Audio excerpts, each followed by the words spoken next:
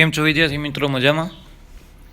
આજે આપણે ગુજરાત બોર્ડના લેક્ચર માટે ભેગા થયા છીએ અને જોવા જાવ તો આના આગળના લેક્ચરમાં આપણે લોકોએ ગુજરાત બોર્ડનું પહેલું ચેપ્ટર એટલે કે વિદ્યુત ભાર અને વિદ્યુત ક્ષેત્ર પૂરું કર્યું હતું. વિદ્યુત ભાર અને વિદ્યુત ક્ષેત્ર ઉપરથી આપણે વિદ્યુત ક્ષેત્ર રેખાઓ જોઈ હતી, એની ઉપરથી ગાઉસનો નિયમ જોયો હતો, ગાઉસના નિયમની ઉપયોગિતા જોઈ હતી, એની ઉપરથી 3 મોસ્ટ ઇમ્પોર્ટન્ટ થિયરી સાબિત કરી હતી: અનંત લંબાઈનો વાહકતા, સમતલ અને કવચ. અને એની ઉપરથી આપણે સ્વાધ્યાય અને વધારાના સ્વાધ્યાય આપણે ઓલરેડી કેલ્ક્યુલેટ કર્યું હતું. હવે જે વિદ્યુત ક્ષેત્ર છે ને એની જ અંદર હવે એક નવી ભૌતિક રાશિ એડ કરવાની છે, સ્થિત વિદ્યુત સ્થિતિમાન. ઇલેક્ટ્રોસ્ટેટિકનો બીજો પાર્ટ, મોસ્ટ ઇમ્પોર્ટન્ટ પાર્ટ. ઇલેક્ટ્રોસ્ટેટિક્સનો મોસ્ટ ઇમ્પોર્ટન્ટ પાર્ટ સ્થિત વિદ્યુત સ્થિતિમાન. અને આ જ પ્રકરણનો એમાં બીજો પાર્ટ પડે છે કેપેસિટન્સ. સૌથી પહેલાં આપણે એ સમજવાનું છે સ્થિત વિદ્યુત સ્થિતિમાન એટલે શું, એની થિયરી સમજવાની છે, એના બેઝિસ ઉપર સમ કેલ્ક્યુલેટ કરવાના છે, એના બેઝિસ ઉપર બધી વસ્તુ આગળ વધશે. તો આપણી પાસે સ્થિત વિદ્યુત સ્થિતિમાન નામની ભૌતિક રાશિ આપણે જોઈ છે, પણ એ પહેલાં હંમેશા યાદ રાખો કે આપણી સિક્વન્સ છે ને કન્ટિન્યુ રહેશે. આપણો ટાર્ગેટ છે વિદ્યુત ભારને ગતિ કરાવી, વિદ્યુત ભારને ગતિ કરાવી. પણ ઇલેક્ટ્રોસ્ટેટિક્સની અંદર વિદ્યુત ભાર ગતિ કરતો નથી, વિદ્યુત ભાર સ્થિર રહે છે. આટલી વસ્તુ તમારા માઇન્ડમાં છે. પણ વિદ્યુત ભાર છે ને ત્યાં વિદ્યુત ક્ષેત્ર છે. વિદ્યુત ક્ષેત્ર છે ને ત્યાં વિદ્યુત ક્ષેત્ર રેખા ઓલરેડી વિદ્યુત ક્ષેત્રની લાક્ષણિકતા જ છે. એ વિદ્યુત ક્ષેત્રની અંદર સ્થિત વિદ્યુત સ્થિતિમાન ક્રિએટ થશે. એ વિદ્યુત સ્થિતિમાન દ્વારા વિદ્યુત ભાર ગતિ કરશે એટલે કે વિદ્યુત પ્રવાહ ક્રિએટ થશે અને પ્રવાહના કારણે ચુંબકીય ક્ષેત્ર ક્રિએટ થશે. આ તમારી સિક્વન્સ છે. સિક્વન્સનો આમ જોવા જાવ ને તો ત્રીજા પડાવે આપણે પહોંચ્યા છીએ. ત્રીજો પડાવ એટલે પહેલાં વિદ્યુત ભાર, બીજું હતું એના લીધે વિદ્યુત ક્ષેત્ર, અને આ જ વિદ્યુત ક્ષેત્રની અંદર સ્થિત વિદ્યુત સ્થિતિમાન ક્રિએટ કરવાનું છે. ઇન શોર્ટ સર, લોજિકલી જોવા જાવ તો તમારે વિદ્યુત ભારને ગતિ કરાવી છે તો તમારે બે બિંદુ વચ્ચે કોઈ પણ વિદ્યુત ભારને ગતિ કરાવી હોય તો કોઈ પણ પદાર્થ ગતિ ક્યારે કરે? જો એને ઉર્જા આપો તો. ઉર્જા આપો તો એ ગતિ કરે. જો એની પાસે ઉર્જા નથી તો ગતિ કરવાનો પ્રશ્ન જ નથી સર. ઇન શોર્ટ, આપણે કંઈક એ ઇલેક્ટ્રોનને અથવા તો એ વિદ્યુત ભારને ગતિ આપવા માટે કંઈક ઉર્જા આપવી જોશે. એ ઉર્જા જ એટલે સાવ સાદી ભાષામાં વિદ્યુત સ્થિતિમાન. આ હંમેશા યાદ રાખજો. સાવ દેશી ભાષામાં મેં તમને સમજાવી દીધું. સાવ ઇઝી લેંગ્વેજની અંદર વિદ્યુત સ્થિતિમાન એટલે એક પ્રકારની ઉર્જા. એ ઉર્જા દ્વારા એ વિદ્યુત ભાર એક બિંદુથી બીજા બિંદુ સુધી ગતિ કરે. વાત થઈ પૂરી. પાણી છે તે ઉપરના ઢાળ ઉપરથી સમતલ સપાટી છે એની પર ગતિ કરે? ના ગતિ કરે. પણ ઢોળાવાળી સપાટીમાં ગતિ કરે. કારણ કે ઉર્જાનો તફાવત છે. કારણ કે U બરાબર mgh થાય. U બરાબર mgh. પણ અહીંયા હકીકતે H2 માઇનસ H1 છે. હા કે ના? તમે જમીનની સપાટીથી લેવા જાઓ તો H બરાબર 0 તો H1 બરાબર 0 થઈ જશે. એટલે અહીંયા તમારી પાસે mgh2 એટલે કે સ્થિત વિદ્યુત સ્થિતિ ઉર્જાનો તમારા પાસે તફાવત ક્રિએટ થયો. સ્થિતિ ઉર્જાનો તફાવત ક્રિએટ થયો. ધારો કે 5 મીટરની હાઈટ છે ને 3 મીટરની હાઈટ છે તો ઉર્જાનો તફાવત 5 માઇનસ 2 એટલે 5 માઇનસ 3 તો 5 માં 3 જાય તો કેટલા વધે? તો કે 2 વધે. એટલે mgh કન્સિડરેશનમાં આવી ગયું. અહીંયા પાણી ગતિ કરે છે ઉર્જાના તફાવતના કારણે. ઉર્જા કંઈક બેઝિક ઉર્જાનો ડિફરન્સ નીકળો એટલે વિદ્યુત ભાર અથવા તો કોઈ પણ પદાર્થ ગતિ કરે. તો અહીંયા પરિસ્થિતિ છે કે સ્થિતિમાન એટલે શું સર? તો સ્થિતિમાનની પહેલાં મેં ઘણી વખત ડેફિનેશન નીટના લેક્ચર્સ ચાલતા હતા ને ત્યાં દીધી હતી. એકમ ધન વિદ્યુત ભારને અનંત અંતરેથી વિદ્યુત ક્ષેત્રના કોઈ બિંદુ સુધી લાવવા માટે વિદ્યુત ક્ષેત્રની વિરુદ્ધ કરવા પડતા કાર્યના વિદ્યુત સ્થિતિમાન કહેવાય. તો સર આ ડેફિનેશન તો ગુરુત્વીય સ્થિતિમાન જેવી છે ને? આ છે જ, એ જ છે ભાઈ. ત્યાં દળ હતું, અહીંયા વિદ્યુત ભાર છે. તમે ત્યાં ગુરુત્વીય સ્થિતિમાનનો જે કન્સેપ્ટ ભણ્યા ને એ જ કન્સેપ્ટ અહીંયા હું ચાલુ કરું છું. એટલે આપણા માટે એ વસ્તુ ઇઝી છે કે ભાઈ એ પરિસ્થિતિમાં સર ગુરુત્વીય સ્થિતિમાન બહુ સારી રીતે આવડતું હશે. એનું ઇક્વેશન સર -gm/r. તો અહીંયા કંઈક અચળાંક બદલી જશે. દળની જગ્યાએ છે ને એ વિદ્યુત ભાર આવી જશે કે Q/r. માં એકમ દળના કારણે ઉદ્ભવતું ગુરુત્વીય સ્થિતિમાન હતું, અહીંયા એકમ ધન વિદ્યુતભારના કારણે મળતું વિદ્યુત સ્થિતિમાન કે ક્યુ અપોન આર જેટલું હોય એ બધું આગળ આવશે. એ સાબિત કરવાનું છે. મોસ્ટ ઇમ્પોર્ટન્ટ થિયરી છે આપણા માટે. પણ આપણે અત્યારે ડિફાઇન કરવાનું છે સ્થિત વિદ્યુત સ્થિતિમાન. મેં બેઝિક તમને માઇન્ડમાં છે ને ઘુસાડી દીધું હકીકતે સ્થિતિમાન છે શું. ડન. એ સ્થિતિમાનની અંદર આપણે વિદ્યુતભારને ગતિ કરાવી છે. આટલી વસ્તુ તમારા માઇન્ડમાં ઉતરી ગઈ. બહુ શાંતિથી સમજજો.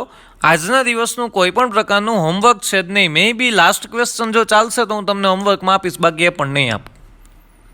કહીશ તમને કે હોમવર્ક કરવું કે નહીં. સર એની માટે રાહ જોવાની, ના રાહ જોવું, વાંધો નહીં, તો જ તમારું કોન્સન્ટ્રેશન રહેશે. ડન. તો અહીંયા તમારા પાસે સૌથી પહેલો ક્વેશ્ચન છે સાવ ઇઝીલી કે સ્પ્રિંગ બળ, ગુરુત્વ બળ અને વિદ્યુત બળ સંરક્ષી બળો છે. હા, સંરક્ષી બળો છે. કારણ કે અહીંયા સ્પ્રિંગ બળ અથવા ગુરુત્વ બળની જેવા બળની વિરુદ્ધ દિશામાં જ્યારે કોઈ બાહ્ય બળ પદાર્થને એક બિંદુથી બીજા બિંદુએ લઈ જવા માટે કાર્ય કરે, આ જ કાર્ય એ પદાર્થની અંદર સ્થિતિ ઉર્જા સ્વરૂપે સંગ્રહ થાય. અથવા તો જો સ્પ્રિંગને તમે દબાવો છો, તમે બાહ્ય બળ આપ્યું ને, સ્પ્રિંગને દબાવી આવી રીતના તમે બાહ્ય બળ આપ્યું, એટલે હકીકતે તમે જેટલું બળ લગાડશો ને સામે સ્પ્રિંગ એટલું પુનઃસ્થાપક બળ લગાડશે. હા કે ના? હા સર. અને જો તમારા બળનું મૂલ્ય વધારે હશે તો સ્પ્રિંગ દબાશે. જો તમારા બળનું મૂલ્ય ઓછું હશે તો પુનઃસ્થાપક બળ દ્વારા સ્પ્રિંગ પોતાની મૂળ પરિસ્થિતિ પ્રાપ્ત કરશે. જો બંને બળના મૂલ્ય સમાન હશે તો સ્પ્રિંગ સ્થિર રહેશે. આ કન્ડિશન છે ને? Yes sir. તો અહીંયા તમે જે કાર્ય કર્યું ને, અહીંથી બળ લગાડ્યું, બળના કારણે કંઈક સ્થાનાંતર થયું, સ્થાનાંતરના કારણે કંઈક કાર્ય થયું, બળ ગુણ્યા સ્થાનાંતર, એ કાર્યના કારણે પદાર્થ એટલે કે સ્પ્રિંગ નીચેની બાજુ આવી અને આ કરેલું કાર્ય સ્પ્રિંગની અંદર સ્થિતિ ઉર્જા સ્વરૂપે સંગ્રહ થયું. હવે જેવું તમે બાહ્ય બળ દૂર કરો, અહીંથી આ દૂર કરી દીધું, એવી સ્પ્રિંગ પાસે એ જ સ્થિતિ ઉર્જાનું રૂપાંતર ગતિ ઉર્જામાં થશે અને સ્પ્રિંગ પોતાની મૂળ સ્થિતિમાં આવી જશે. અને સંરક્ષી બળની લાક્ષણિકતા એ છે કરવું પડતું કાર્ય માર્ગ પર આધારિત નથી. હંમેશા યાદ રાખજો, ગુરુત્વીય બળ, સ્પ્રિંગ બળ અને વિદ્યુતીય બળ એ બધા ક્ષેત્ર જોવા જાવ ને તે સંરક્ષી ક્ષેત્ર છે અથવા તો સંરક્ષી બળ છે. સંરક્ષી બળ દ્વારા થતું કાર્ય માર્ગ પર આધારિત નથી, માત્ર તેની ઇનિશિયલ કન્ડિશન અને ફાઇનલ કન્ડિશન ઉપર જ આધાર રાખે છે. એટલે કે એની શરૂઆતનું બિંદુ અને અંતિમ બિંદુ પર જ એ પરિસ્થિતિ આધાર રાખશે. બીજા કોઈ પરિસ્થિતિ ઉપર એ આધાર રાખતું નથી. ક્યાં માર્ગે તમે લઈ જાઓ છો એનાથી એને કોઈ ફેર નથી પડતો. ગુરુત્વીય બળ એટલે કે યુ બરાબર mgh, ગુરુત્વાકર્ષણની કન્ડિશનની વિરુદ્ધ જ તમે કાર્ય કરો છો ને, પદાર્થને ઉપરની દિશામાં લઈ જાઓ છો એટલે. યસ સર, ઉપરની દિશામાં લઈ જાય એટલે એની વિરુદ્ધ દિશામાં જ કાર્ય થયું કંઈક અમારું. તો અહીંયા પરિસ્થિતિ એવી છે એ જગ્યાએ કે એ જગ્યાએ તમે પદાર્થને તમે ત્રાસો લઈ જાઓ. મારે અહીંયા પદાર્થને લઈ જાઓ છે, આ પદાર્થ છે એને હું અહીંથી આમ લઈ જાઉં, અહીંથી આમ લઈ જાઉં, અહીંથી આમ લઈ જાઉં, થઈ તો એ જ હાઈટ જ ને, થઈ તો એ જ હાઈટ. હું ભલે અહીંથી આમ લઈ ગયો, અહીંથી આમ લઈ ગયો, પણ તો અહીંયા આ પદાર્થની ઉર્જા mgh જેટલી જ ગુરુત્વીય બળની વિરુદ્ધ દિશામાં થતું કાર્ય થયું, કરેલું કાર્ય ઉર્જા સ્વરૂપે સંગ્રહ પામે, આ રહી એની ઉર્જા. સંરક્ષી બળ છે. હા, ઓલરેડી ટોપિક આપણા માઇન્ડમાં અંદર છે જ, પણ એ લોકો વસ્તુ સમજાવે છે. વિદ્યુત ક્ષેત્ર પણ છે ને, અથવા તો વિદ્યુતીય બળની અંદર કરેલું કાર્ય પણ છે ને, એ સંરક્ષી બળ જ છે. અહીંયા પણ કરેલું કાર્ય માર્ગ પર આધાર રાખતું નથી. અહીંયા ગુરુત્વાકર્ષણ બળની જેમ પણ કુલમના નિયમમાં વિદ્યુત ભાર આવે છે. ગુરુત્વીય ક્ષેત્રમાં દળની સ્થિતિ ઉર્જાની જેમ સ્થિત વિદ્યુત ક્ષેત્રમાં વિદ્યુતભારની સ્થિતિ ઉર્જા વ્યાખ્યાયિત કરી શકીએ છીએ આપણે લોકો. તો હંમેશા યાદ રાખજો આ પરિસ્થિતિ જે છે તમારા માઇન્ડમાં રહેવી જ જોઈએ. બીજું ચેપ્ટર છે મોસ્ટ ઇમ્પોર્ટન્ટ ચેપ્ટર છે, ચેપ્ટરનું વેઇટેજ પણ વધારે છે, એટલા માટે મહેરબાની કરીને તમારું ફોકસ છે ને આ ચેપ્ટરમાં જ રહેવું જોઈએ. કન્ફર્મ. સ્ટાર્ટિંગની બેઝિક થિયરી છે, ભલે એક્ઝામમાં નથી પૂછાતી એઝ એ થિયરી, પણ જો એ નહીં સમજાય ને તો હકીકતે સ્થિતિમાન શું છે ને એ જ નહીં સમજાય તમને. પછી સ્થિતિમાન ખબર જ નથી શું છે, પછી પાછળની બધી થિયરી એમ કહું કે આના કારણે ઉદ્ભવતું સ્થિતિમાન, આના કારણે ઉદ્ભવતું સ્થિતિમાન, એ બધું નકામું છે. કારણ કે મૂળ સ્થિતિમાન એટલે શું એ જ ખબર નહોતી. તો બેટર કન્ડિશનની અંદર આપણું ધ્યાન અહીંયા રાખો. ક્વેશ્ચન નંબર 2 કંઈક આપણી પાસે મસ્ત છે, આની અંદર આપણે કંઈક ગતિ કરાવીએ છીએ. ચાલો પરિસ્થિતિ જોઈએ. ક્વેશ્ચન કંઈક એવો છે, વિદ્યુત ક્ષેત્રમાં વિદ્યુત ભારને સ્થાનાંતરિત કરવા કરવું પડતું કાર્ય સમજાવીને વિદ્યુત સ્થિતિ ઉર્જા સમજાવો. વિદ્યુત સ્થિતિ ઉર્જા કરેલા કાર્ય બરાબર જ હોય, કારણ કે કરેલું કાર્ય હંમેશા ઉર્જા સ્વરૂપે સંગ્રહ પામે સર. યસ સર, કરેલું કાર્ય ઉર્જા સ્વરૂપે જ સંગ્રહ પામવાનું છે. તો પરિસ્થિતિ કંઈક એવી થઈ કે તમારી પાસે કોઈ બે વિદ્યુત ભાર લીધો. અહીંયા ધ્યાન રાખો, અહીંયા તમારી પાસે કેપિટલ ક્યુ વિદ્યુત ભાર છે, અહીંયા તમારી પાસે સ્મોલ ક્યુ વિદ્યુત ભાર છે. આ વિદ્યુત ભારનું મૂલ્ય ખૂબ જ નાનું છે, જેથી કરીને એ વિદ્યુત ભારના કારણે મૂળ વિદ્યુત ભાર ક્યુમાં છે ને જે મોટો વિદ્યુત ભાર છે એની પરિસ્થિતિમાં કોઈ ફેરફાર ના રહે. પરિસ્થિતિ એટલે શું સર? આ બંને પ્લસ વિદ્યુત ભાર હોય ને તો પ્લસના કારણે અપાકર્ષી બળ ઉદ્ભવે, અપાકર્ષી બળના કારણે આમ ભાગે ને આમ ભાગે. પણ આને આપણે ભગાડવું નથી, આ પોતાની પરિસ્થિતિ ઉપર એમનેમ રહેવો જોઈએ. તો સર આનું મૂલ્ય એટલું નાનું લઈ લ્યું કે આના વિદ્યુત ક્ષેત્રના આના અપાકર્ષી બળના કારણે આ ક્યાંય આમ જાય જ નહીં. હા, આના અપાકર્ષી બળના કારણે આ ભાગે. આ સમજી લેજો. અહીંયા આપણે છે ને બે વિદ્યુત ભાર લીધા છે. અહીંયા ધારી લે, અહીંયા એકમ ધન વિદ્યુત ભાર જ લઈએ છીએ, એટલે બંને વિદ્યુત ભાર ધન છે. ક્યુ ક્યુ ગ્રેટર ધેન 0. વિદ્યુત ભાર પ્લસ ક્યુ, આઈ પ્લસ ક્યુ.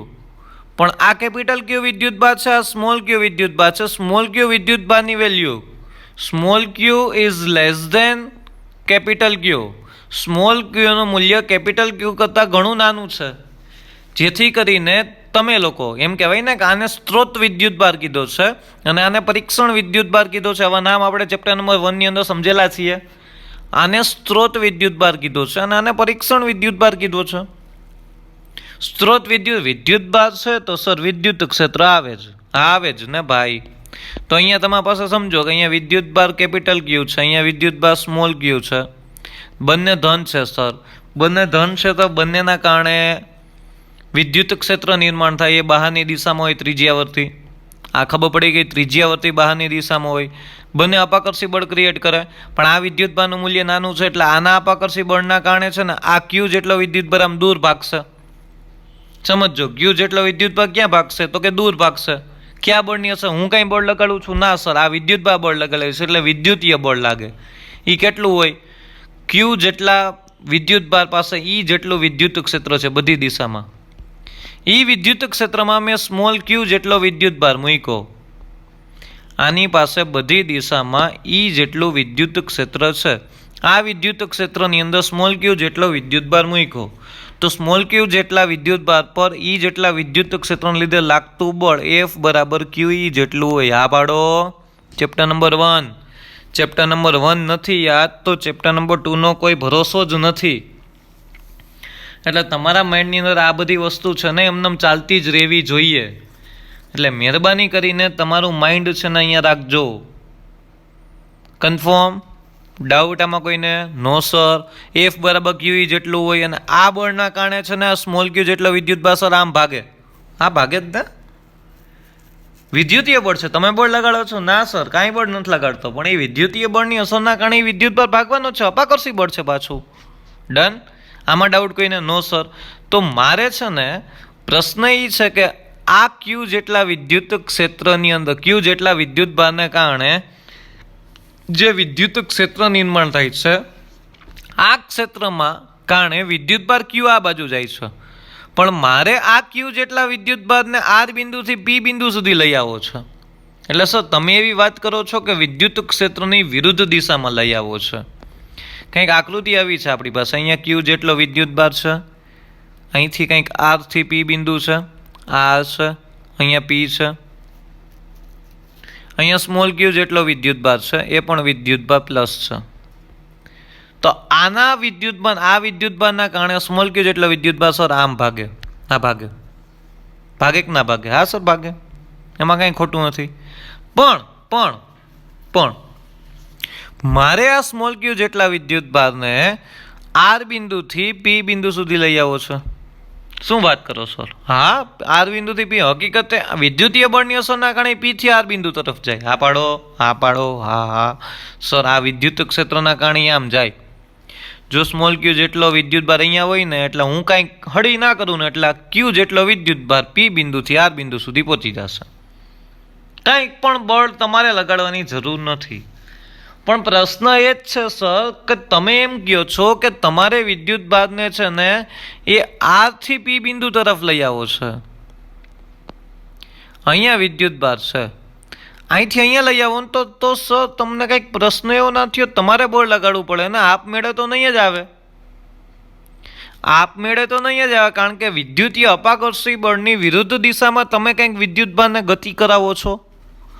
જો વિદ્યુત ભારને ગતિ કરાવી હોય તો તમારે બળ લગાડવું પડે સર. એ બાહ્ય બળ થયું એફ એક્સટર્નલ. એફ એક્સટર્નલ જેટલું બાહ્ય બળ થયું અહીંયા, કારણ કે તમારે વિદ્યુત ભારને એની ઉપર કેટલું બળ લાગતું હોય તો કે સર એફ ઈ જેટલું બળ લાગતું હોય, વિદ્યુતીય બળ લાગતું હોય, એફ ઈ બરાબર ક્યુ ઈ જેટલું બળ હોય. આ બળની વિરુદ્ધ દિશામાં તમે કંઈક બળ લગાડો કે જેથી કરીને વિદ્યુત ભાર આર બિંદુથી પી બિંદુ તરફ આવે. પરંતુ મારે જો વિદ્યુત ભાર પર આ દિશામાં બળ લાગતું હોય તો એટલું જ બળ આ દિશામાં લગાડવું તો હું આમ લખી શકું કે અહીંયા પ્લસ ક્યુ વિદ્યુત ભાર છે, અહીંયા પી થી આર બિંદુ છે, પ્લસ ક્યુ વિદ્યુત ભાર આર થી પી બિંદુ છે. સમજો, કન્ફર્મ. તો અહીંયા તમારી પાસે કન્ડિશન એવી થઈ ગઈ ને કે મારે અહીંથી આમ લગાડવું છે તો એફ ઈ બરાબર ક્યુ ઈ થાય. યસ સર, તમારે બાહ્ય બળ લગાડ્યું એનું મૂલ્ય આના જેટલું જોશે તો વિદ્યુત ભાર આમાં આવશે ને આના જેટલું કે આના કરતાં વધારે તો તમારા બળનું મૂલ્ય F E is equal two minus F external જેટલું હોવું જોઈએ. એક્સટર્નલ હોવું જોઈએ ને, માઇનસ એટલે સમાન મૂલ્યના વિરુદ્ધ દિશામાં. જો આના કરતાં વધારે હોય ને તો વિદ્યુત ભાર પ્રવેગી ગતિ કરે. મારે પ્રવેગી ગતિ કરાવી નથી, બળનું મૂલ્ય અચળ રાખવું છે એટલે સમાન મૂલ્યના પરસ્પર વિરુદ્ધ દિશામાં આ વિદ્યુત ભાર અચળ વેગથી આ દિશામાં ગતિ કરે. અચળ વેગથી, કોઈ પણ પ્રકારની પ્રવેગી ગતિ કર્યા વગર અચળ વેગથી આ દિશામાં ગતિ કરે. થોડુંક આમ તો બળનું મૂલ્ય વધારે રાખો એટલે અચળ વેગથી વિદ્યુત ભાર ગતિ કરવાનો છે, પણ એ બળ આપણું નેગ્લિજિબલ છે, થોડુંક વધારે રાખ્યું આપણા માટે. પ્રવેગી ગતિ નથી કરાવી મારે. તો અહીંયા સર તમારે વિદ્યુત ક્ષેત્રની આ જે વિદ્યુત ભાર છે ને સ્ત્રોત વિદ્યુત ભાર, એના વિદ્યુત ક્ષેત્રની અંદર આર થી પી બિંદુ સુધી વિદ્યુત ભારને લેવા માટે તમારે બાહ્ય બળ લગાડવું પડે અને એ બાહ્ય બળ વિદ્યુતીય બળની વિરુદ્ધ દિશામાં હોય. યસ સર, વિદ્યુતીય બળની વિરુદ્ધ દિશામાં હોય. તો અહીંયા સમજો કે વિદ્યુત ભાર છે ને, બીજું કે વિદ્યુત ભાર ક્યુ ને આર થી પી બિંદુ લાવવા માટે તમારે એફ એક્સટર્નલ અપાકર્ષણ બળ એફ ઈ ની બરાબર સામનો કરે તેટલું જ છે. આ સમજો, આ બધી વસ્તુ હું ઓલરેડી બોલી ગયો, એ સમજાવું છું.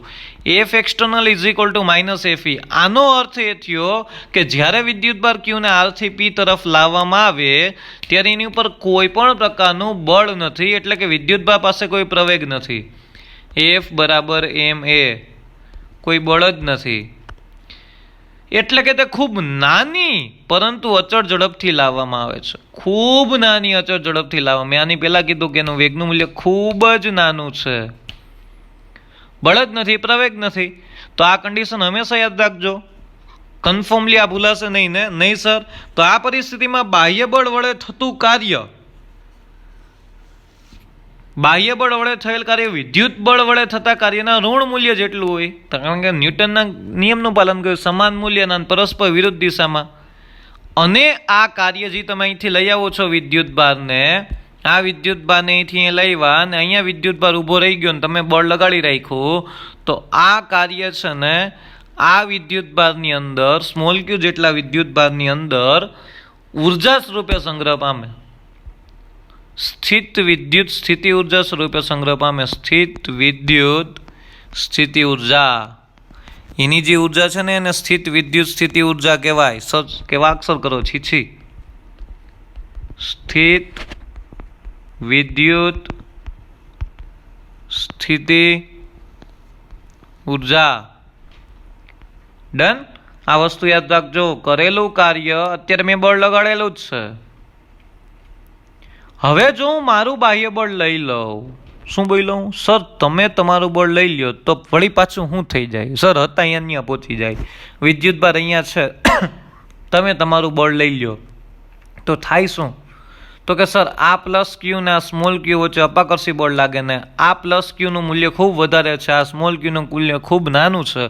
તો આ પ્લસ ક્યુ આ સ્મોલ ક્યુને પોતાના વિદ્યુત ક્ષેત્ર દ્વારા લાગતા બળની અસર હેઠળ આમ મોકલી દે. વળી પાછી તો એનો મતલબ આમ મોકલી દીધો, એનો મતલબ એની પાસે કઈ ઉર્જા આવી? ગતિ ઉર્જા. તે ગતિ ઉર્જા ક્યાંથી આવી? સર અહીંયા જે એની સ્થિતિ ઉર્જા હતી ને, એ જ સ્થિતિ ઉર્જાનું રૂપાંતર એને ગતિ ઉર્જામાં કર્યું. કારણ કે ઉર્જા સંરક્ષણના નિયમનું પાલન થવું જોઈએ ને. ગતિ ઉર્જા એમનેમ નથી આવતી. તમે અહીંથી લઈને અહીંયા સુધી જે લાવવા માટે જે કાર્ય કર્યું ને, એ સ્થિતિ ઉર્જા સ્વરૂપે સંગ્રહ થયો. હવે તમે જેવું બાહ્ય બળ લઈ લીધું એ ભેગું જ એ વિદ્યુત ભારે અપાકર્ષી બળના કારણે ગતિ ઉર્જા પ્રાપ્ત કરી. આ ગતિ ઉર્જા ક્યાંથી ઉત્પન્ન થઈ? ના સર, ક્યાંયથી ઉત્પન્ન ન થઈ. તમે જે કાર્ય કરીને લાવ્યા હતા ને તમારું કાર્ય જે સ્થિતિ ઉર્જા સ્વરૂપે સંગ્રહ થયું હતું, એ જ સંગ્રહ સ્થિતિ ઉર્જાનું રૂપાંતર ગતિ ઉર્જામાં થયું. આટલી વસ્તુ તમારા માઇન્ડની અંદર આવી જોઈએ. એટલા માટે તમે આમ પણ લખી શકો છો, કાર્ય બરાબર શું હોય? બળ ગુણ્યા સ્થાનાંતર. હા કે ના? અથવા તો તમે આમ લખી શકો ને, W is equal two AF dot R. સૂક્ષ્મ લખવું હોય તો તમે આમ લખી શકો, DW is equal two AF dot DR લખી શકો. સ્થાનાંતર સૂક્ષ્મ છે તો કાર્ય સૂક્ષ્મ છે. આ બંનેને વિકલન સ્વરૂપે થયું. વિકલન દૂર કરો, બંને બાજુ શું કરવું પડે? સંકલન કરવું પડે. સંકલન કરો તો DW નું શું થઈ જાય સર? W. અને integration of AF dot DR થાય કે ના થાય? અહીંયા બળ છે, જો તમે અપાકર્ષી બળની દિશામાં ગતિ કરતા હોય તો એ વિદ્યુતીય બળ લાગે. અહીંયા મેં તમને કીધું નહીં, અહીંયા મેં તમને કીધું ને, P થી R તરફ જાઓ, P થી R તરફ, અહીંથી આમ જાઓ, અહીંયા તમે બળ લગાડો. ના સર, તમે બળ નથી લગાડતા, ખોટી ના છો તમે. વિદ્યુતીય બળની અસર હેઠળ જાય છે. તમારું બળ છે જ નહીં ત્યાં, તમારું બળ નથી ને. આના અપાકર્ષી બળના કારણે છે ને એ વિદ્યુત ભાર આમ વયો ગયો. તો અહીંયા તમારું જે બળ છે હું અહીંયા લખી શકું ને, AFE ડોટ DR વિદ્યુતીય બળની અસરના કારણે ગયો P થી R બિંદુએ. પણ મારે R થી P બિંદુએ લઈ આવવો છે, તો મારી પાસે R થી P થી R બિંદુએ FE વિદ્યુતીય બળની અસરના કારણે ગયો. હવે મારે P થી R બિંદુ W is equal two minus FE ની જગ્યાએ માઇનસ F એક્સટર્નલ લખી શકો ડોટ DR. કારણ કે FE બરાબર માઇનસ F એક્સટર્નલ હતો. તમે જે બાહ્ય બળ લગાડ્યું એના લીધે વિદ્યુત ભાર R થી P બિંદુએ ગતિ કરી. વિદ્યુત ભારે ક્યાંથી ક્યાં ગતિ કરી? R થી P બિંદુએ minus integration of F external dot DR. FE ની જગ્યાએ હવે તમે વિદ્યુત આ ઋણ નિશાની શું બતાવે છે? હવે બોલો તો, ઋણ નિશાની શું બતાવે છે? વિચારો જી. વિદ્યુત ક્ષેત્રની વિરુદ્ધમાં તમે કાર્ય કરો છો ભાઈઓ તથા બહેનો. ભાઈઓ તથા બહેનો, આ જગ્યાએ માઇનસ નિશાની છે ને વિદ્યુત ક્ષેત્રની વિરુદ્ધ દિશામાં કરવું પડતું કાર્ય બતાવે છે. તમારા માઇન્ડની અંદર આ વસ્તુ ચાલતી જ રહેવી જોઈએ. વિદ્યુત ક્ષેત્રની વિરુદ્ધ દિશામાં કરવું પડતું કાર્ય એ બિંદુએ ઉર્જા સ્વરૂપે સંગ્રહ પામે ને. હવે જેવું તમે બાહ્ય બળ કાઢી લ્યો એટલે એ વિદ્યુત ભાર ગતિ ઉર્જા પ્રાપ્ત કરે ને. એ ગતિ ઉર્જાનું ક્યાંથી આવી હોય સર? જે તમે કાર્ય કરીને સ્થિતિ ઉર્જા સ્વરૂપે સંગ્રહ કરી ને ત્યાંથી જ આવી હોય. આ વસ્તુ તમારા માઇન્ડની અંદર રાખજો. એટલા માટે છે ને એ લોકો અહીંયા ડાયરેક્ટ લખે છે. જો એને ડાયરેક્ટ લખી નાખ્યું મારા વહાલા ભાઈઓ તથા બહેનો, કે અહીંયા WRP is equal two R થી P F external dot DR. જો હું એને ધન લઉં છું તો અહીંયા હું આમ લખી શકું ને બે રીતે, FE is equal two minus F external આમ લખી શકું. હા sir, FE is equal two minus F external. તો F એક્સટર્નલ બરાબર આમ લખી શકું, F એક્સટર્નલ બરાબર માઇનસ FE. આ સર સામેની બાજુ જાય નિશાની, એમાં કાંઈ ખોટું નથી. સમાન મૂલ્યના પરસ્પર વિરુદ્ધ દિશામાં લખી શકો ને.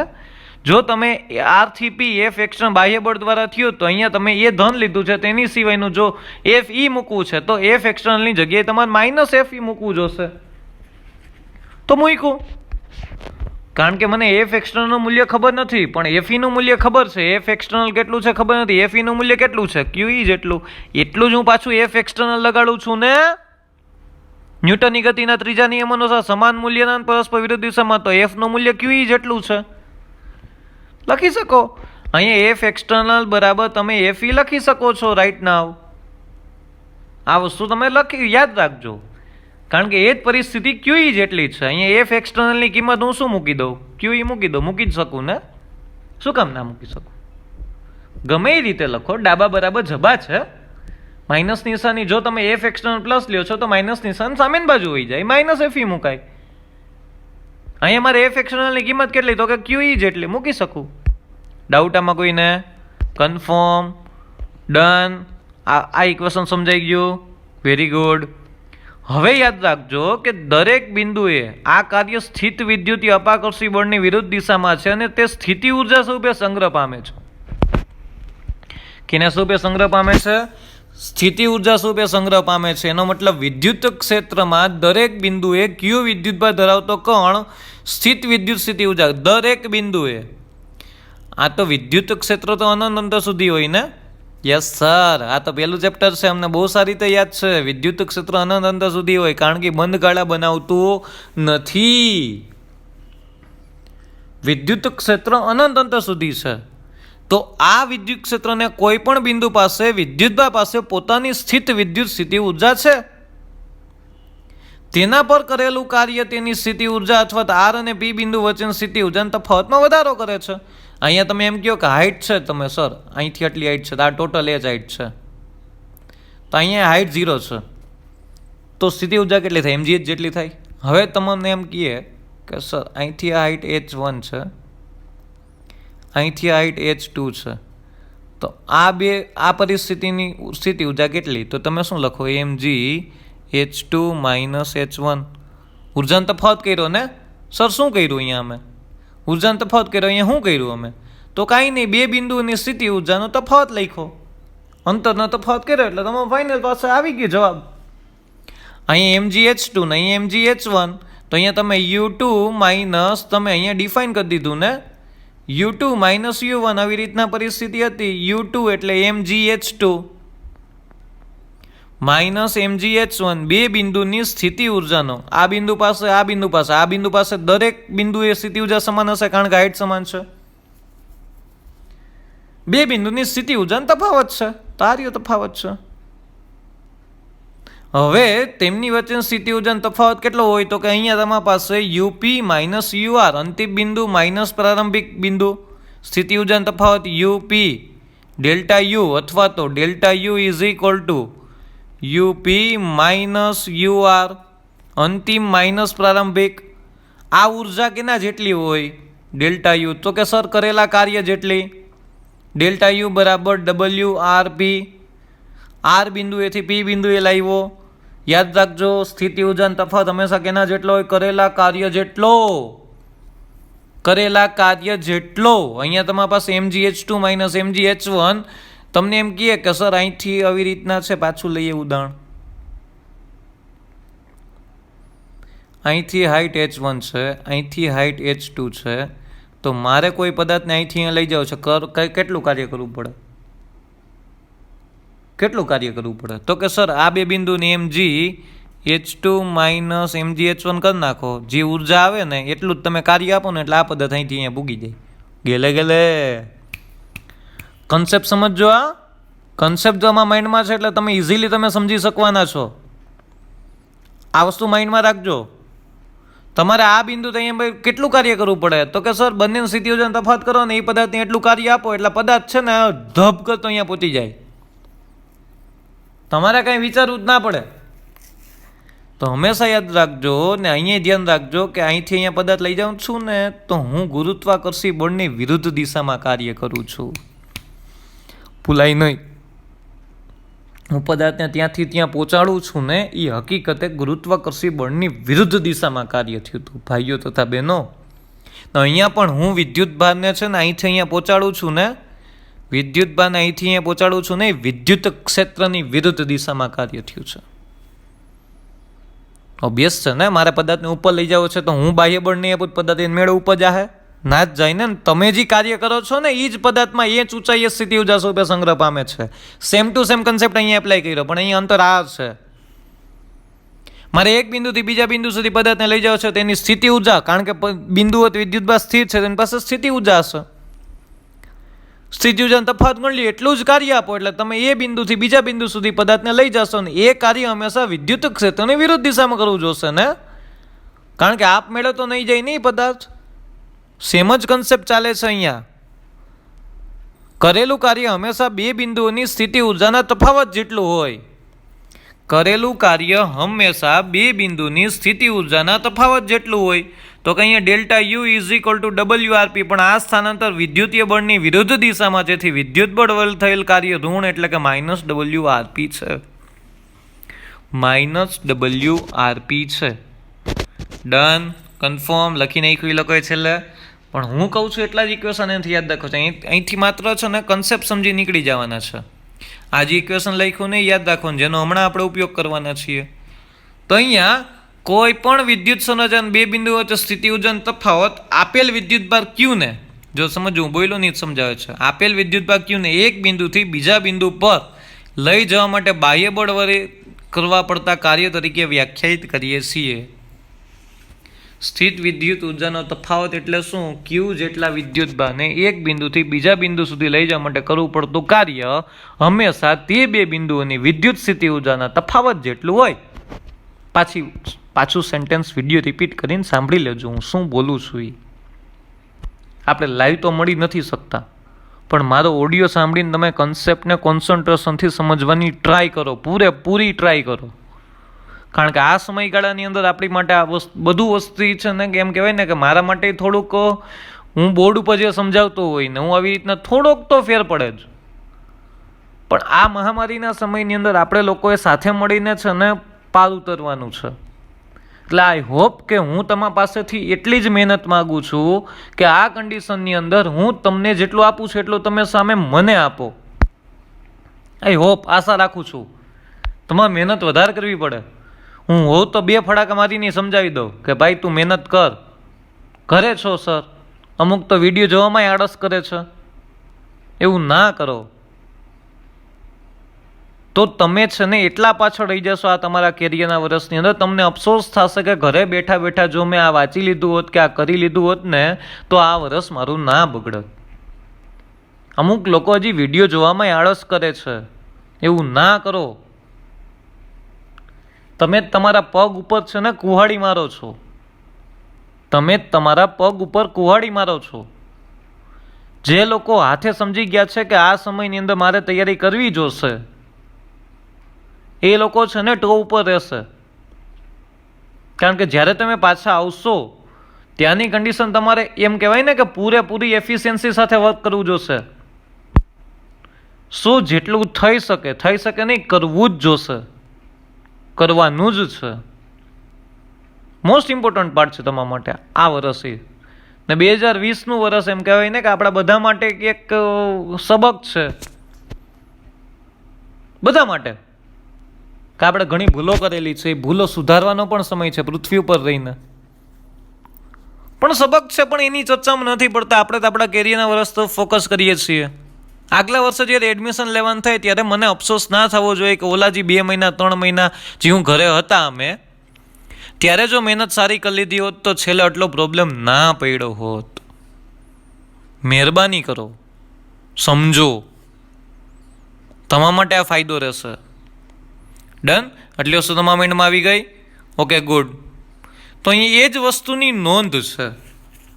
અમુક પોઈન્ટ્સ છે ને યાદ રાખવાના છે. નોંધની અંદર કન્ડિશન કંઈક એવી કહે છે એ લોકો, નોંધની અંદરની કન્ડિશન કંઈક એવી કહે છે કે સમીકરણ 2ની જમણી બાજુ, સમીકરણ 2 એટલે delta W is equal to delta you is equal two UP minus UR. આ છે કે નહીં? તે પ્રારંભિક અને અંતિમ સ્થાનો પર જ આધારિત છે. આનો અર્થ એ કે એક વિદ્યુતભારને એક બિંદુથી બીજા બિંદુ લઈ જવા માટે વિદ્યુત ક્ષેત્ર વડે થયેલ કાર્ય એ માત્ર તેની પ્રારંભિક અને અંતિમ સ્થાનો પર જ આધાર રાખે છે. તમે કયા માર્ગે વિદ્યુતભારને લઈ ગયા ને અહીંયા કયા માર્ગે વિદ્યુતભારને લઈ ગયા ને અહીંથી આમ લઈ જાઓ છો, અહીંથી આમ લઈ જાઓ છો, અહીંથી આમ લઈ જાઓ, ગમે એમ લઈ જાઓ, માત્ર કેની ઉપર આધાર રાખે છે? તો કે સર તેના પ્રારંભિક સ્થાન અને અંતિમ સ્થાન ઉપર જ આધાર રાખે છે. આની ઉપરથી એમ પણ સાબિત થઈ શકે કે વિદ્યુત ક્ષેત્ર છે ને સર એ સંરક્ષિત ક્ષેત્ર છે. કારણ કે સંરક્ષિત ક્ષેત્રની અંદર કરવું પડતું કાર્ય એ માર્ગ પર આધાર નથી રાખતું, માત્ર તેની પ્રારંભિક સ્થાન અને તેના અંતિમ સ્થાન પર જ આધાર રાખે છે, જે આ ઇક્વેશન સાબિત કરે છે. એટલે સંરક્ષી બળની મૂળભૂત લાક્ષણિકતા પણ એ જ છે. જો આ લખ્યું, જો આવું કાર્ય માર્ગ પર આધાર રાખતું હોત તો સ્થિતિ ઉર્જાનો ખ્યાલ સંપૂર્ણ અર્થપૂર્ણ હોત જ નહીં. તો આપણે આ વિચારત જ નહીં. જો માર્ગ પર આધાર રાખે ને સ્થિતિ ઉર્જા કોઈ દિવસ માર્ગ પર આધાર રાખતી નથી. વાહ સરવા, સ્થિતિ ઉર્જા કોઈ દિવસ માર્ગ પર આધાર રાખતી નથી. સો ધેટ્સ વાય આ કન્ડિશનની અંદર તમારે યાદ રાખવું જોશે કે આ જગ્યાએ સંરક્ષી બળની અંદર કરવું પડતું કાર્ય માર્ગ પર આધારિત નથી. એટલે જ આપણે સ્થિતિ ઉર્જાનો બેઝિક કન્સેપ્ટ સમજી શકીએ છીએ. જો આવી વસ્તુ માર્ગ પર આધાર રાખતી હોત તો સ્થિતિ ઉર્જાનો કન્સેપ્ટ હાલત જ નહીં. કારણ કે ધોરણ 11ની અંદર આપણે ભણી ગયા છીએ સ્થિતિ ઉર્જા દ્વારા કરવું પડતું કાર્ય અથવા તો કોઈ પણ બિંદુએ સંગ્રહિત થતી સ્થિતિ ઉર્જા એ કરેલા કાર્યમાં માર્ગ પર આધાર રાખતી નથી. કાર્ય ઉર્જાના પાવરમાં સમજ્યા છીએ બહુ સારી રીતે. તો અહીંયા કંઈક નવો કન્સેપ્ટ વિચારવો પડે, પણ એવું છે જ નહીં. એટલે વિદ્યુત ક્ષેત્ર વડે થતું કાર્ય માર્ગ પર આધારિત નથી એમ કુલમના નિયમની મદદથી પણ સાબિત થઈ શકે છે, પણ એ સાબિતી કરવાની છે નહીં. ચાલો બીજો મોસ્ટ ઇમ્પોર્ટન્ટ પાર્ટ, સમીકરણ 2 સ્થિતિ ઉર્જાના તફાવતને ભૌતિક દ્રષ્ટિએ અર્થપૂર્ણ રાશિ કાર્યના પદમાં વ્યાખ્યાયિત કરે છે. કારણ કે સ્થિતિ ઉર્જાનો તફાવત જ તમને કાર્ય બરાબર હોય છે ને. પ્રશ્ન એ છે કે હવે કોઈ પણ બિંદુની સ્થિતિ ઉર્જામાં કોઈ પણ અચળાંક એટલે કે થોડાક પણ અચળાંક એડ કરું એટલે કે સ્થિતિ ઉર્જા એડ કરું બંને બિંદુને. ધારો કે અહીંયા 15 સ્થિતિ ઉર્જા હતી, 15 જૂલોમાં 20 જૂલ. જો બેયની અંદર અહીંથી ડાયરેક્ટ સમજાઈ જશે, આખું બધું વાંચવાની નીડ નથી. જો બંને કન્ડિશનની અંદર એટલે કે પી બિંદુ પાસે સ્થિતિ ઉર્જા અને આર બિંદુ પાસે સ્થિતિ ઉર્જામાં આલ્ફા અચળાંક જેટલો ઉમેરો કરવામાં આવે તો પણ સ્થિતિ ઉર્જાના તફાવતમાં કોઈ ફેરફાર પડશે નહીં. અહીંથી સાબિત થાય ને, પી બિંદુની સ્થિતિ ઉર્જામાં આલ્ફા ઉમેરો કર્યો, આ બિંદુની સ્થિતિ ઉર્જામાં આલ્ફા જેટલો ઉમેરો કર્યો, તો અહીંયા કાઉન્સ ખોલશો તો આલ્ફા આલ્ફા કેન્સલ થઈ જશે. સ્થિતિ ઉર્જાનો તફાવત કેટલો રહ્યો? તો કે સર યુપી માઇનસ યુઆર જ રહ્યો. કેટલો રહ્યો? UP minus UR. કાંઈ બદલાવ થયો જ નહીં. હતા અહીંયા જ પહોંચ્યા છીએ પાછા આપણે. એટલે તમે કોઈ પણ બિંદુની સ્થિતિ ઉર્જામાં સમાન રીતે થોડોક વધારો કરો ને આલ્ફા અચળાંક જેટલો, તો પણ સ્થિતિ ઉર્જાના તફાવતમાં કોઈ ફેરફાર થાય નહીં. એટલે તમારે એટલું જ કાર્ય કરવું પડે. ભલે એમાં સ્થિતિ ઉર્જા 15ની 20 થઈ ગઈ ને 15ની 20 થઈને 10ની 15 થઈ, બેમાં 5-5 જેટલો ઉમેરો કર્યો, તેના લીધે સ્થિતિ ઉર્જાના તફાવતમાં કોઈ ફેર પડશે નહીં. તમારે કાર્ય પહેલાં કરવું પડતું હતું એટલું જ કાર્ય બે બિંદુને એક પદાર્થથી બીજા એક પદાર્થને એક બિંદુથી બીજા બિંદુ સુધી લઈ જવા માટે કરવું પડશે. સિમ્પલ છે. એટલે આવશે તમારા માઇન્ડમાં રાખજો, ભૂલાય નહીં. ઓમ કહીએ ને સ્થિતિ ઉર્જા શૂન્ય છે તેવા બિંદુની પસંદગીમાં આપણે સ્વતંત્રતા છે. એ જ ટોપિક છે. અનંત અંતરે કોઈ પણ પદાર્થની સ્થિતિ ઉર્જાને શૂન્ય ધારીએ છીએ. મોસ્ટ ઇમ્પોર્ટન્ટ પાર્ટ આ ટોપિક.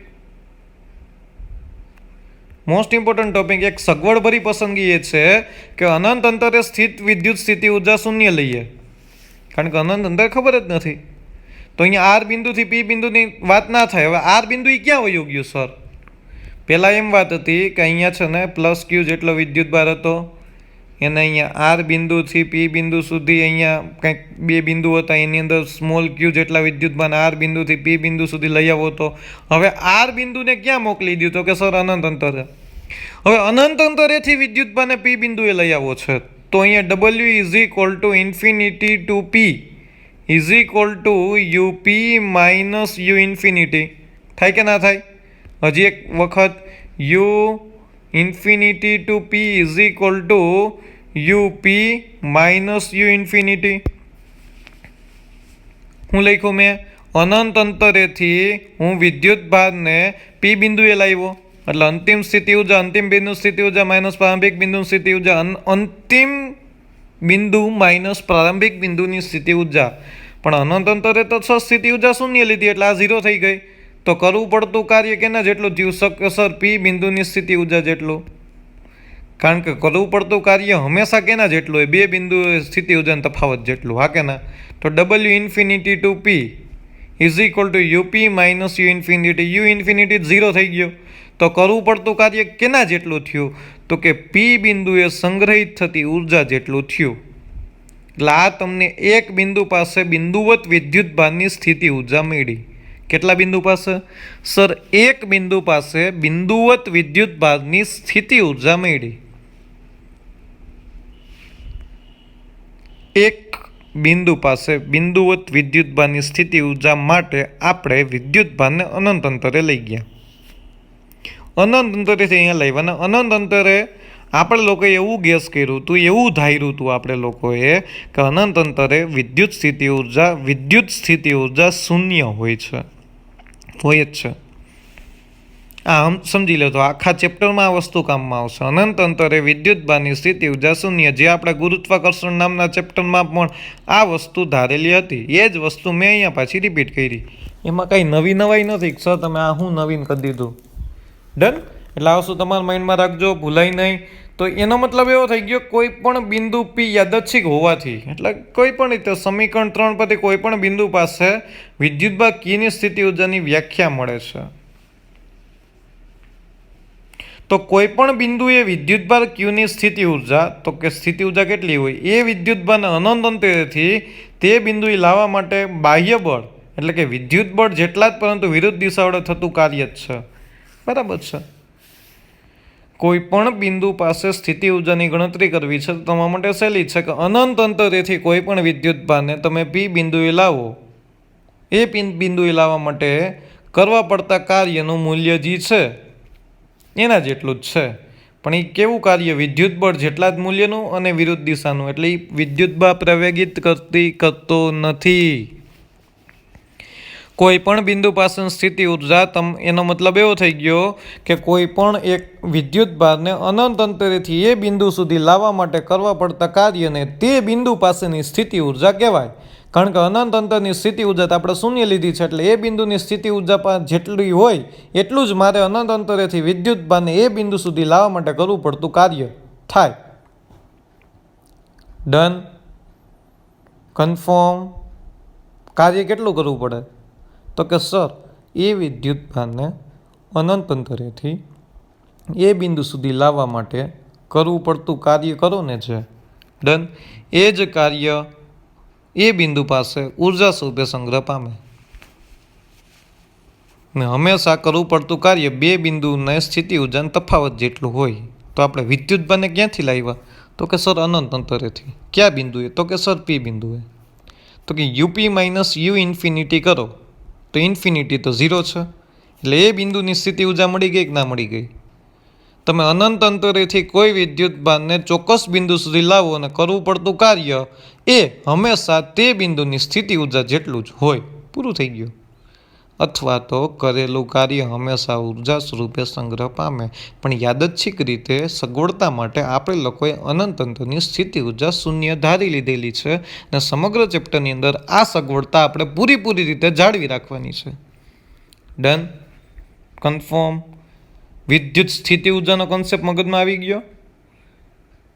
તો બહુ નિરાતે આ પ્રશ્ન વાંચી લેજો. જો કાંઈ પણ તમને ડાઉટ હોય તો તમે મને કોલ કે મેસેજ થ્રુ તમે મને પૂછી શકો છો આરામથી, કાંઈ પણ મૂંઝાયા વગર. આટલી વસ્તુ યાદ રાખજો તમે લોકો. ડન. આવતી વખતે આપણે છે ને સ્થિતિમાનને સમજવાની ટ્રાય કરીએ છીએ. કારણ કે સ્થિતિમાન એટલે મેં તમને પહેલાં જ કહી દીધું હતું, એક પ્રકારની ઉર્જા છે. એટલે સૌથી પહેલાં આપણે વિદ્યુત સ્થિતિ ઉર્જા સમજ્યા, એની ઉપરથી જ વિદ્યુત સ્થિતિમાન સમજવાનું છે. એટલી વસ્તુ તમારા માઇન્ડમાં રાખજો. ચાલો ડન. આવતા લેક્ચરમાં પાછા મળીએ. Stay home, stay safe. Thank you very much.